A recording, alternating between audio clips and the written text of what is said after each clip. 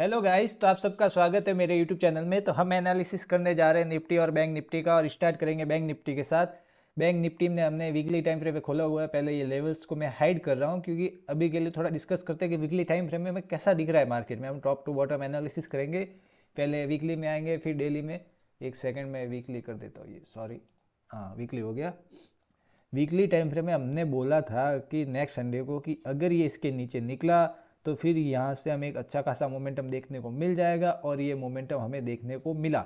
Market यहाँ आया, इसके नीचे निकला, और हमें यहाँ पे फिर ये वीकली टाइम फ्रेम इतनी बड़ी क्लोजिंग देखने को मिली। अब आगे हमें क्या करना है, तो इस तरह से हमें यहाँ पे एक मोमेंटम देखने को मिला है।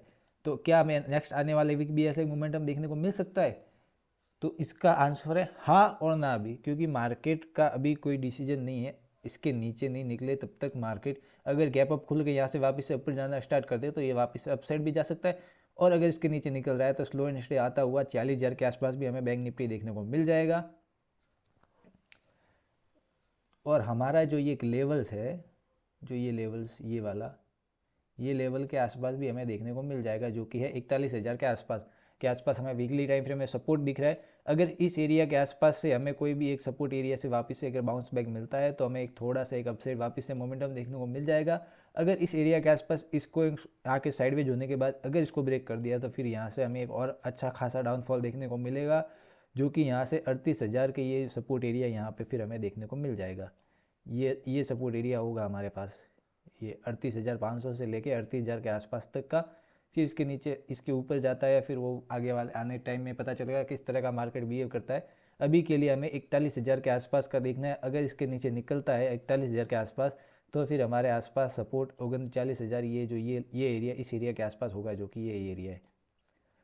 वीकली टाइम फ्रेम में ऐसा दिख रहा है। और अगर इसके ऊपर निकल रहा है तो बाइंग हम नहीं करेंगे इसके ऊपर जब तक कि 43,000, मतलब ये जिस इसका 50% एरिया इसके ऊपर नहीं निकलता तब तक हम बाइंग नहीं करेंगे। वो हम फिब लेवल से देखेंगे। तो इसके नीचे जा रहा है तो अच्छा खासा क्या कहते हैं, सेल ऑन राइज का मोमेंटम देखेंगे। अब डेली टाइम फ्रेम में हमें यहाँ पे शूटिंग स्टार देखने को मिल रही है, जो कि ये टॉप पे बनती है तो अच्छी बनती है, नीचे के लिए इतनी भी नहीं होती है। तो इसके लिए हम क्या करेंगे, सिंपली इसके नीचे जा रहा है तो हाफ क्वांटिटी या छोटी क्वांटिटी में सेल करेंगे, या फिर यहाँ पे सेल ऑन राइज का मोमेंटम देखेंगे।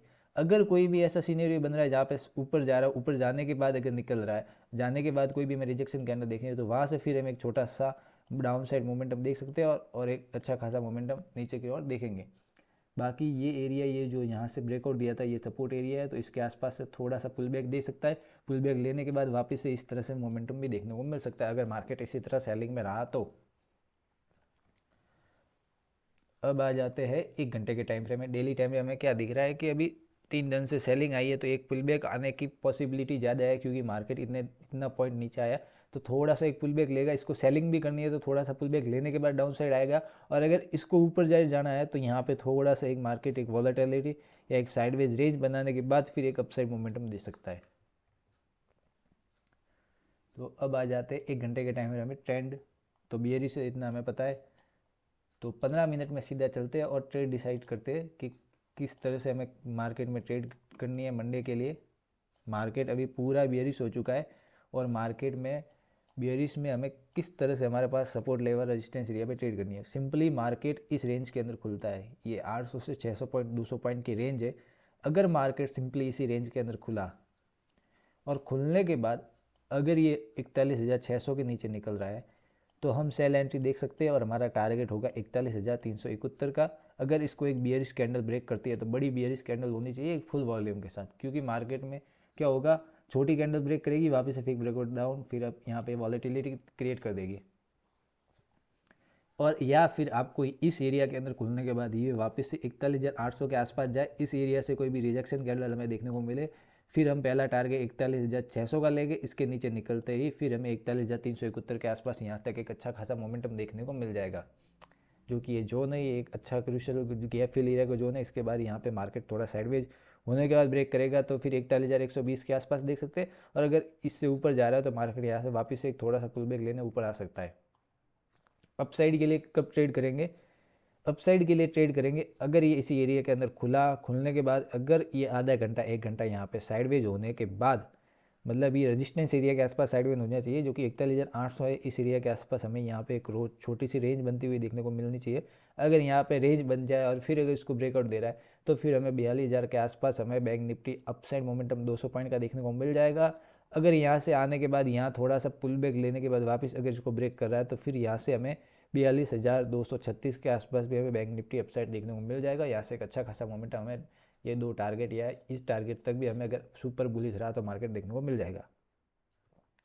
और डाउन साइड के लिए आप इस तरह से भी ट्रेड कर सकते हो। आप किसी भी अगर यहाँ पे कोई एक राइज आ रहा है, मार्केट अगर बिना कंसोलिडेट के कोई भी एकदम मोमेंटम अपसाइड आ रहा है और उस मोमेंटम के बाद हमें कोई भी रेड कैंडल एक अच्छा बियरिश सिग्नल देती है, जैसे यहाँ पे कोई शूटिंग स्टार बन जाए या फिर कोई बियरिश क्या कहते हैं बुलिश बियरिश कैंडल बन जाए, क्या मतलब इंगल्फिंग बियरिश कैंडल बन जाए, सॉरी, तो ऐसी कैंडल बनती है तो उसके बाद आप यहाँ पे सेल भी कर सकते हैं और आपका टारगेट होगा 41,600 का। और ये दो टारगेट है, इस तरह से आप टारगेट बनाते हुए देखने को मिल जाएंगे।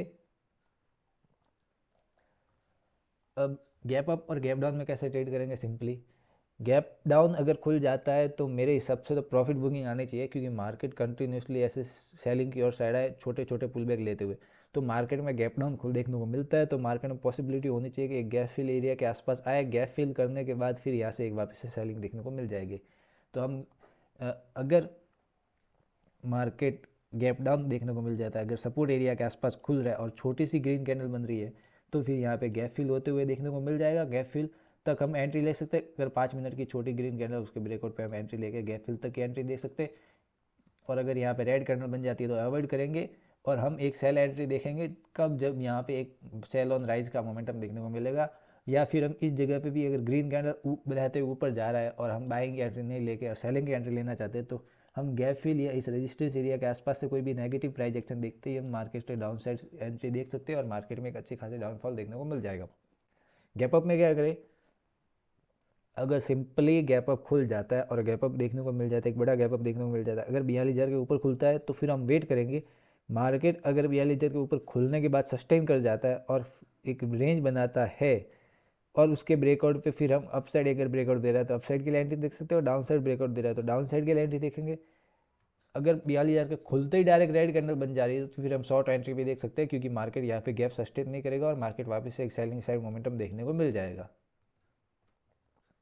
तो इस तरह से प्लान करेंगे। तो अगर छोटा गैप अप खुलता है तो फिर हम वेट करेंगे मार्केट में अपसाइड के लिए प्राइस एक्शन का, या फिर एक डाउनफॉल आए गैप फिल करने के बाद वापस से अपसाइड जा रहा है तब हम अपसाइड के लिए एंट्री देखेंगे। डायरेक्ट अगर खुल के थोड़ा सा गैप अप खुल के डायरेक्ट अपसाइड जा रहा है तो हम एंट्री अवॉइड करेंगे, क्योंकि मार्केट यहाँ पे ट्रैप भी करने की पॉसिबिलिटी है, मार्केट अपसाइड मोमेंटम दे देगा। और इस तरह से हम अपसाइड और डाउन साइड प्लान करेंगे। डाउन साइड के लिए भी एग्रेसिव प्लान नहीं करेंगे, क्योंकि 3 दिन से मार्केट फॉल हुआ है तो मार्केट में एक थोड़ी सी शॉर्ट कवरिंग आने की पॉसिबिलिटी ज़्यादा है। तो इस तरह से ट्रेड करना। अब आ जाते हैं निफ्टी की तरफ। निफ्टी में हमें वीकली टाइम फ्रेम में क्या दिख रहा है वो देख लेते हैं। निफ्टी निफ्टी में भी हमें यहाँ पे सपोर्ट एरिया के आसपास एक कैंडल, ये शूटिंग स्टार बनी, इसके नीचे निकला तो एक अच्छी खासी सेलिंग देखने को मिली। ये अपने सपोर्ट एरिया के नीचे भी क्लोज कर चुका है, रूबी ये रेजिस्टेंस एरिया था, ये जो रेजिस्टेंस सपोर्ट बना था इसके नीचे लगभग क्लोज दे चुका है। तो अगर ये इसका लो ब्रेक करता है तो मार्केट फिल हमें 17,200 से 16,800 के आसपास, ये जोन तक के आसपास हमें देखने को मिल सकता है। ये जोन,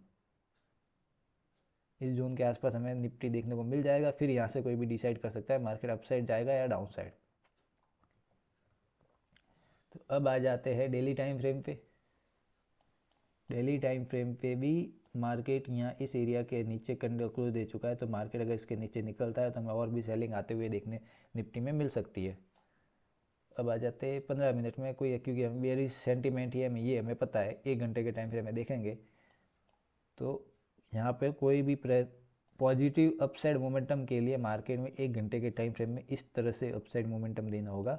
जब यहाँ पे ये ब्रेक हो जाएगा और इसके ऊपर सस्टेन कर जाएगा तब मार्केट यहाँ से फिर एक पॉजिटिव सेंटीमेंट में फिर से वापस से अपसाइड मोमेंटम देगा। तब तक के लिए मार्केट इस तरह से डाउन साइड ही है।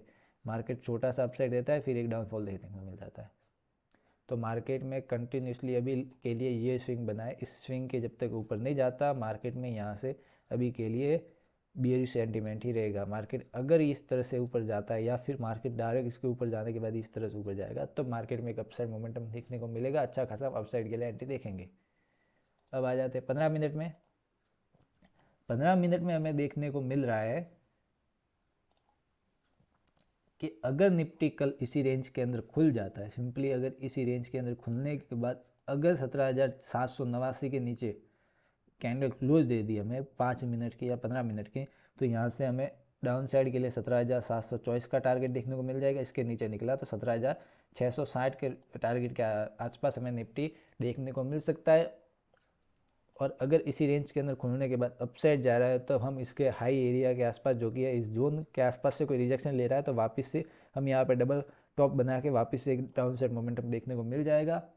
और अगर इस एरिया के आसपास जाने के बाद मार्केट थोड़ा कंसोलिडेट करता है, फिर इसके ऊपर निकल रहा है, तो मार्केट यहाँ से एक अपसाइड मोमेंटम भी दे देगा। और अगर कंसोलिडेट होने के बाद अगर ब्रेकआउट दिया तो यहाँ से हमें 18,000 के आसपास हमें निफ्टी अपसाइड मोमेंटम देखने को मिल जाएगा। इसके ऊपर निकला तो गैप फिल होते हुए हमें अपसाइड के लिए देखने को मिलेगा। और अब इसी रेंज के अंदर खुलने के बाद डाउन साइड और अप साइड तो मैंने बता दिया। अब गैप अप और गैप डाउन के लिए क्या करेंगे, सिंपली गैप अप और गैप डाउन में हमें सिंपली देखना है कि मार्केट किस जगह पे खुल रहा है। अगर मार्केट में बड़ा गैप अप देखने को मिल जाता है लगभग इस एरिया के ऊपर, ये जो स्विंग बने थे इसके ऊपर देखने को मिल रहा है, और मार्केट खुल के डायरेक्ट अगर 18,000 के ऊपर सस्टेन कर जाता है, 15-20 मिनट के अंदर इसके ऊपर कैंडल क्लोज दे देता है, तो फिर यहाँ पे एक रेंज बनाता है, तो मार्केट में पॉसिबिलिटी होगी कि मार्केट यहाँ से एक थोड़ा सा आ जाए। तो इस दिन का हम अवॉइड करें क्योंकि मार्केट ऑलरेडी मुंह खा चुका है।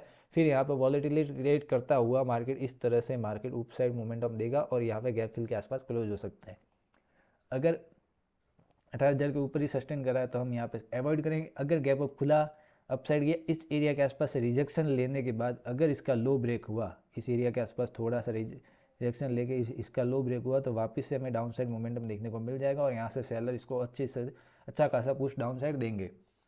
अगर छोटा गैप अप देखने को मिलता है इस एरिया के आसपास, तो यहाँ से अगर पहली रेड कैंडल बनती है तो उसके लो ब्रेक होती है, हम सेल एंट्री देख सकते हैं। और पहला टारगेट लो का होगा, इसके नीचे निकला तो और भी नीचे जाता हुआ देखने को हमें मिल जाएगा।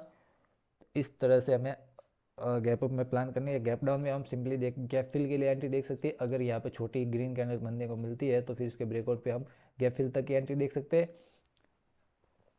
और अगर रेड कैंडल बनती है तो फिर हम यहाँ पे सेल ऑन राइज की अपॉर्चुनिटी ढूंढेंगे मार्केट में।